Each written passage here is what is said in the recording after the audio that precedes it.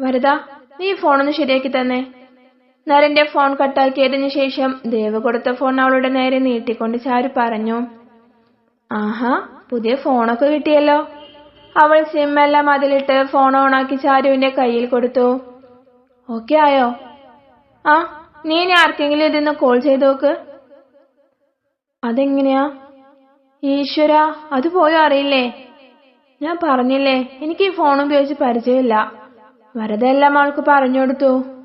ഇനി എന്തെങ്കിലും ഡൗട്ട് ഉണ്ടെങ്കിൽ ഇതിൽ യൂട്യൂബ് ഉണ്ട്, അതിലടിച്ചു നോക്കിയാൽ മതി. നിനക്കറിയാവുന്നൊരു നമ്പർ പറയും. സിം റെഡി ആയിട്ടുണ്ടോ ഇല്ലയോ എന്ന് നോക്കണം. എനിക്ക് ഒരാളുടെ നമ്പർ മാത്രമേ കാണാതെ അറിയുകയുള്ളൂ.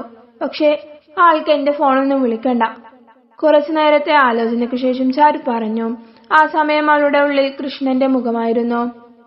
അതാരാ അങ്ങനെ ഒരാൾ? സോറി വരദ, എനിക്കിപ്പോ അത് നിന്നോട് പറയാൻ കഴിയില്ല.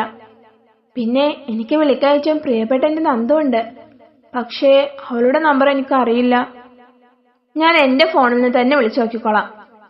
പിന്നെ വരദ അതിന്റെ ഗാലറി തുറക്കാൻ ഒരു പാസ്കോഡ് ചോദിക്കുന്നുണ്ട്. അതെന്താണെന്ന് എങ്ങനെയാ അറിയാ? അതെന്തിനാ ഇപ്പൊ ഗാലറിയുടെ പാസ്വേഡൊക്കെ? ഫോട്ടോ എടുക്കാനാണോ? അത് ശരി, എന്റെ ഫോണിന്റെ പാസ്കോഡ് എനിക്കറിയണ്ടേ? എന്റെ അവകാശമല്ലേ അത്? അത് ദേവേട്ടനോട് തന്നെ വിളിച്ചു ചോദിച്ചാ പോരെ? അയ്യോ, അത് വേണ്ട. അതെന്തേ? എന്റെ ഫോണിന്റെ പാസ്കോഡ് നിനക്ക് അറിയണ്ടേ? വേണം, പക്ഷേ എന്റെ പേരും പറഞ്ഞ് നീ അത് ദേവേട്ടനോട് ചോദിക്കണ്ട. അതെന്താ, നിനക്ക് പേടിയാണോ? അയ്യേ, പേടിയോ? എനിക്കോ? അത് നിന്റെ നരന്ത് പോലത്തെ ചേട്ടന്. ആഹാ, എന്നാ പിന്നെ ഏട്ടനെ വിളിച്ച കാര്യം പറഞ്ഞിട്ട് തന്നെ ബാക്കി. വരദ ഫോൺ എടുത്ത് അവനെ വിളിക്കാൻ തുടങ്ങി. അയ്യോ, ചതിക്കല്ലേ പൊന്നെ, ഞാൻ വെറുതെ പറഞ്ഞതാ. സമ്മതിച്ചു, എനിക്ക് പേടി തന്നെയാ. അങ്ങനെ വഴിക്ക് വാ. നിനക്ക് പാസ്പോർട്ടല്ലേ വേണ്ടത്? അത് ഞാൻ സെറ്റാക്കി തരാം. അവൾ അതും പറഞ്ഞ് ദേവിന് ഡയൽ ചെയ്തു. ഗൂഗിളിൽ അവളുടെ അക്കൗണ്ടും ജിമെയിൽ ഐഡിയും ഒക്കെ ആഡ് ആക്കാൻ വേണ്ടി പ്രീവിയസ് പാസ്വേഡ് വേണമെന്ന് അവനോട് പറയുകയും അവൻ അത് കൊടുക്കുകയും ചെയ്തു. ചാരു ഫോൺ വരദയുടെ കയ്യിൽ നിന്ന് വാങ്ങി ഗാലറി ഓപ്പൺ ആക്കി അതിലുള്ള ഫോട്ടോ വരദയ്ക്ക് നേരെ നീട്ടി. അത് കണ്ടതും അവളൊന്ന് ഷോക്കായി. അവളുടെ മുഖം മാറി. ആരാ ഇത്? ഇത് പിന്നെ ഏട്ടൻ ഇതൊന്നും ക്ലിയർ ആക്കാതെയാണോ നിനക്ക് ഫോൺ തന്നത്? ഇനിയും ഞാനൊന്നും അറിയാതെ മണ്ടിയെ പോലെ ഇവിടെ ജീവിക്കണമെന്നാണോ നീ പറയുന്നേ? ഒരിക്കലുമല്ല. ഈ കാര്യത്തെക്കുറിച്ച് പലപ്പോഴായി ഞാൻ തന്നെ നിന്നോട് പറയാൻ ശ്രമിച്ചിട്ടുള്ളതല്ലേ. പക്ഷേ അപ്പോഴൊക്കെ ഓരോ കാരണങ്ങൾ കൊണ്ട് അതിന് പറ്റിയില്ല. ഈ ഫോട്ടോ നീ കാണേണ്ടിയിരുന്നില്ല എന്ന് ഞാൻ ഉദ്ദേശിച്ചുള്ളൂ. എത്രയൊക്കെ അണ്ടർസ്റ്റാൻഡിങ് ആണെന്ന് പറഞ്ഞാലും സ്വന്തം ഭർത്താവിനെ മറ്റൊരു പെണ്ണിന്റെ കൂടെ ഇങ്ങനെ കാണേണ്ടി വരുന്നത് ഒരു ഭാര്യക്കും സഹിക്കാൻ കഴിയില്ല എന്ന് എനിക്കറിയാം. ഹേയ്, എനിക്ക് അങ്ങനത്തെ കുഴപ്പമൊന്നുമില്ല. എനിക്കിപ്പോ ഇത് ആരാണെന്ന് അറിയണം. ഇത് ഒരു കാലത്ത് ദേവേട്ടന്റെ എല്ലാമായിരുന്ന ഇഷ തരുണി. 2 വർഷങ്ങൾക്ക് മുന്നേ നമ്മുടെ കമ്പനിയിൽ സീനിയർ HR മാനേജറായി ഇഷ ജോയിൻ ചെയ്യുമ്പോഴാണ് ഇവര് തമ്മിൽ ആദ്യമായി കാണുന്നത്. അന്ന് തന്നെ ദേവേട്ടൻ എന്നോട് വന്ന് പറഞ്ഞിട്ടുണ്ടായിരുന്നു ഓഫീസിൽ ഒരു അടിപൊളി കൊച്ചു ജോയിൻ ചെയ്തിട്ടുണ്ട് എന്നൊക്കെ. പ്രദീപേട്ടനും നരേട്ടനും ദേവേട്ടനും ചേർന്ന പൊതുവെ അവർക്ക് കുറച്ച് വായ്നോട്ടൊക്കെ കൂടുതലാണ്. അതുകൊണ്ട് അന്ന് അദ്ദേഹം അങ്ങനെ പറഞ്ഞത് ഞാനും വലിയ സീരിയസ് ആക്കി എടുത്തില്ല. പക്ഷേ ദിവസങ്ങൾ കഴിയുന്തോറും എന്നും ഓഫീസിൽ നിന്നും തിരിച്ചെത്തിയാൽ ചേട്ടന് അവളുടെ വിശേഷങ്ങൾ പറയാനേ ഉണ്ടായിരുന്നുള്ളൂ. ഒരു ദിവസം ഞാൻ ചോദിച്ചു ചേട്ടന് അവളോട് പ്രണയമാണോ എന്ന്. ഹേയ്, അങ്ങനെയൊന്നുമില്ല. നീ എന്താ പറയുന്നത്? ഈ ആദിദേവ് മാളിയേക്കൽ ഒരു ജോലിക്കാരി പെണ്ണിനെ പ്രണയിച്ച് നടക്കാനോ? No way. ഇതായിരുന്നു അദ്ദേഹത്തിന്റെ മറുപടി. ആ സമയത്തൊക്കെ ഞാനും ആരുഷേട്ടനും റിലേഷൻഷിപ്പിലാണ്. ഞങ്ങളുടെ കാര്യം അപ്പോൾ ഈ വീട്ടിൽ ദേവേട്ടനും ആരതി ചേച്ചിക്കും മാത്രമേ അറിയുന്നുണ്ടായിരുന്നുള്ളൂ. അവര് നല്ല സപ്പോർട്ടും ആയിരുന്നു. കാരണം എന്നെ ആരുഷേട്ടൻ വന്ന് പ്രപ്പോസ് ചെയ്തപ്പോ തന്നെ ഞാൻ അത് വന്ന് ദേവേട്ടനോട് പറഞ്ഞു. അദ്ദേഹം അവനെ കുറിച്ചുള്ള എല്ലാ കാര്യങ്ങളും അന്വേഷിക്കുകയും അവൻ വളരെ നല്ല പയ്യനാണെന്നും മറ്റു ദുശീലങ്ങളൊന്നുമില്ലാത്ത ഇതുപോലൊരു ചെറുക്കനെ ഈ കാലത്ത് വരെ കിട്ടില്ല എന്നും ദേവേട്ട പറഞ്ഞപ്പോഴാ ഞാൻ അവനോട് യെസ് പറഞ്ഞത് തന്നെ.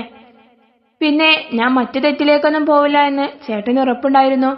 പ്രണയിക്കുന്നതൊക്കെ കൊള്ളാം, പക്ഷെ ദേഹത്ത് തൊട്ടിട്ടുള്ള സ്നേഹപ്രകടനമൊന്നും വേണ്ട എന്ന് ചേട്ടൻ ആദ്യമേ ഉപദേശം തന്നിട്ടുണ്ടായിരുന്നു. അങ്ങനെയിരിക്കെ എന്റെ 21ാമത്തെ ബർത്ത്ഡേയുടെ അന്ന് എനിക്കൊരു സർപ്രൈസ് തരാൻ വേണ്ടി ആരുഷേട്ടൻ ദേവേട്ടനോട് എന്നെയും കൊണ്ട് ബീച്ചിലേക്ക് ചെല്ലാൻ വേണ്ടി പറഞ്ഞു. എന്നോട് എന്തിനാണെന്നൊന്നും പറയാതെ എന്നെയും കൂട്ടി ചേട്ടൻ അവിടേക്ക് പോയി. ആരുഷേട്ടൻ ഒരു വലിയ കേക്കും നല്ല ആംബിയൻസും ഗിഫ്റ്റും ഒക്കെ ആയിട്ട് എന്നെ അവിടെ കാത്തു നിൽക്കുന്നുണ്ടായിരുന്നു. ശരിക്കും അന്ന് എന്നേക്കാൾ കൂടുതൽ സർപ്രൈസ് ആയത് ദേവേട്ടനാണ്.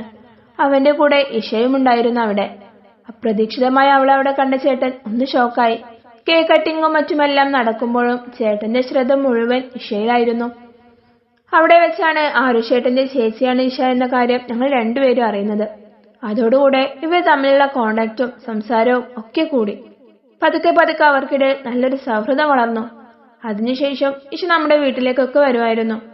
എല്ലാവരോടും വളരെ നല്ല രീതിയിൽ പെരുമാറുന്ന അവളെ അച്ഛനും അമ്മയ്ക്കും ഒക്കെ നല്ല ഇഷ്ടവുമായിരുന്നു. എല്ലാവരെയും സംസാരിച്ച് കയ്യിലെടുക്കാനുള്ള ഒരു പ്രത്യേക കഴിവുണ്ടായിരുന്നു അവൾക്ക്. അങ്ങനെയിരിക്കെ ഒരു ദിവസം വൈകുന്നേരം ഇഷ നമ്മുടെ വീട്ടിലേക്ക് വന്നു. അന്ന് അവളുടെ ആ വീട്ടിലുള്ള എല്ലാവരും എവിടെയൊക്കെ പോയിട്ടുണ്ടെന്നും ആ ദിവസം അവൾ ഇവിടെ നിൽക്കട്ടെ എന്നും ചോദിച്ചിട്ട്. ആരുഷേട്ടനും ഇഷ വരുന്ന കാര്യം എന്നോട് നേരത്തെ പറഞ്ഞിരുന്നു. അപ്പോഴേക്കും അച്ഛനും അമ്മയ്ക്കും ഒക്കെ അവൾ വളരെയധികം പ്രിയപ്പെട്ടവളായി മാറിയിട്ടുണ്ടായിരുന്നു. അതുകൊണ്ട് അവരും അതിനെ എതിർത്തില്ല. ദേവേട്ടന്റെ തൊട്ടടുത്ത മുറി തന്നെ അവൾക്ക് നൽകിയാൽ മതിയെന്ന് ഏട്ടൻ പറഞ്ഞതനുസരിച്ച് അവിടെ തന്നെ അവൾക്ക് കിടക്കാനുള്ള കാര്യങ്ങളൊക്കെ റെഡിയാക്കി കൊടുത്തു. രാത്രിയിലെ ഭക്ഷണം കഴിക്കാൻ വേണ്ടി ഞാൻ അവളെ വിളിക്കാൻ മുകളിലേക്ക് പോയപ്പോ അവൾ ദേവേട്ടന്റെ മുറിയിലായിരുന്നു. അവിടെ ഞാൻ എങ്ങനെയാ ഇപ്പോൾ എന്നോട് പറയാ? അവിടെ ബാക്കി പറ വരതാ. ചാരുവിന്റെ ഹൃദയമെടുപ്പ് കൂടി വന്നു. അത് ചാരു, ഞാൻ ഇതൊക്കെ പറഞ്ഞത് കാരണം ഏട്ടനോടുള്ള നിന്റെ സ്നേഹത്തിലും കരുതലിലും ഒരു മാറ്റം വരരുത്. നീ എല്ലാം അറിയണമെന്ന് വാശി പിടിച്ചതുകൊണ്ട് മാത്രമാണ് ഞാൻ ഇതൊക്കെ നിന്നോട് പറയുന്നത്. ഇല്ല, ഒരിക്കലും ഇല്ല. ചാരു ഒന്ന് പുഞ്ചിരിച്ചു. ദേവേട്ടനെയും ഇഷയെയും ഞാൻ വളരെ മോശപ്പെട്ട രീതിയിൽ അവിടെ കണ്ടത്. പാതി നഗ്നമായി അവർ രണ്ടുപേരും പരസ്പരം കെട്ടിപ്പുണരുകയായിരുന്നു. ഞാനാണെങ്കിൽ കഥകൊന്ന് മുട്ടുക പോലും ചെയ്യാതെ തുറക്കുകയും ചെയ്തു. അവരെ അങ്ങനെ ഒരു അവസ്ഥയിൽ കണ്ടപ്പോ എനിക്ക് എന്നെ തന്നെ നിയന്ത്രിക്കാൻ പറ്റിയില്ല. ഞാൻ ഉറക്കെ നിലവിളിച്ചു. അപ്പോഴേക്കും ദേവേട്ടൻ ഓടി വന്ന് എന്റെ വാപുത്തി. വിട്, എന്നെ വിടാൻ. ഞാൻ ഏട്ടന്റെ കയ്യിൽ നിന്നും കുതറി. എന്താ ഏട്ട ഇതൊക്കെ? മോളെ, ഞാൻ അറിയാതെയോ? എന്താ അറിയാതെ? ഒന്നും അറിയാതെയാണോ നിങ്ങളിങ്ങനെ? എന്നു മുതലേ നിങ്ങളിത് തുടങ്ങിയത്? ഏട്ടന്റെ നല്ലൊരു സുഹൃത്ത് മാത്രമാണ് ഇവളെന്നല്ലേ നിങ്ങൾ എന്നോട് പറഞ്ഞിരുന്നേ? എന്നിട്ടിപ്പോ നീ എത്ര വൃത്തികെട്ടവളാണെന്ന് ഞാൻ അറിഞ്ഞില്ല ഈശ. വെറുതെ അനാവശ്യം പറയരുത്. രണ്ടാളുകൾ തമ്മിൽ പ്രണയിക്കുന്നത് എന്താ ഇത്ര വലിയ വൃത്തികേടാണോ? അങ്ങനെയാണെങ്കിൽ നീയും ചെയ്യുന്നത് അത് തന്നെയല്ലേ? പ്രണയത്തിലോ? അതേ മോളെ, കഴിഞ്ഞ വാലന്റൈൻസ് ഡേയുടെ അന്ന് എന്റെ പ്രണയം ഞാൻ ഇവളോട് തുറന്നു പറഞ്ഞു. ഇനിയും കാത്തു നിൽക്കാനുള്ള ക്ഷമ എനിക്കില്ലായിരുന്നു. എന്റെ ഹൃദയം അത്രത്തോളം ഇവൾക്ക് അടിമപ്പെട്ടു പോയി. എന്നിട്ട് അതെന്തിനാ എന്നിൽ നിന്നും മറച്ചു വെച്ചത്? അത് പിന്നെ ഇഷു പറഞ്ഞിട്ടാ. നീ അറിഞ്ഞ ആരുഷ് അറിയുമല്ലോ. തൽക്കാലം അവനെ കാര്യം അറിയണ്ട എന്ന് ഇവള് പറഞ്ഞപ്പോ. എന്നാലും എന്നോട് ഇങ്ങനെ ചെയ്യേണ്ടിരുന്നില്ല ഏട്ടാ. നീ പിണങ്ങല്ലേ? അവൻ അവളെ നെഞ്ചോട് ചേർത്ത് പിടിച്ച് കവിളിൽ തുള്ളി. പിന്നെ ഞങ്ങളെ ഇങ്ങനെ കണ്ടത് നിനക്കോ ആരുഷിനും എന്ത് ചെയ്യാനുള്ള ലൈസൻസ് ആയിട്ട് കാണണ്ട കേട്ടോ. ഞാൻ അടുത്തു തന്നെ ഞങ്ങളുടെ കാര്യം ഇവിടെയും പിന്നെ ഇഷയുടെ വീട്ടിലും അവതരിപ്പിക്കും. വൈകാതെ തന്നെ കല്യാണം നടത്തണം. നീ ഇപ്പൊ പഴുത്തത് ശ്രദ്ധിച്ചോ കേട്ടോ? ഉവ്വേ, ആശാന് തട്ടുംപുറത്തും ആവാലോ. ഓരോ ദിനങ്ങൾ കഴിയുന്തോറും അവർ തമ്മിലുള്ള അടുപ്പം കൂടിക്കൊണ്ടിരുന്നു. ഞാനും ആരുഷേട്ടനും പ്രണയിക്കുന്നതിനേക്കാൾ തീവ്രമായും മനോഹരമായും അവർ പ്രണയിച്ചു. അല്ലെങ്കിലും ദേവേട്ടന് അങ്ങനെയാ. ഒരാളെ നെഞ്ചിലേറ്റിയ അവരെ സ്നേഹം കൊണ്ട് ശ്വാസം മുട്ടിക്കും. സ്വന്തം ജീവൻ കൊടുത്തും അവരെ സംരക്ഷിക്കും. ഒരു നിമിഷം പോലും പിരിഞ്ഞിരിക്കാൻ പരസ്പരം കഴിയില്ല എന്നൊരവസ്ഥ അവരിലെത്തിയപ്പോ അവർ രണ്ടുപേരുടെയും വീട്ടുകാരെ ഈ കാര്യം അറിയിക്കാൻ തീരുമാനിച്ചു. തുടരും.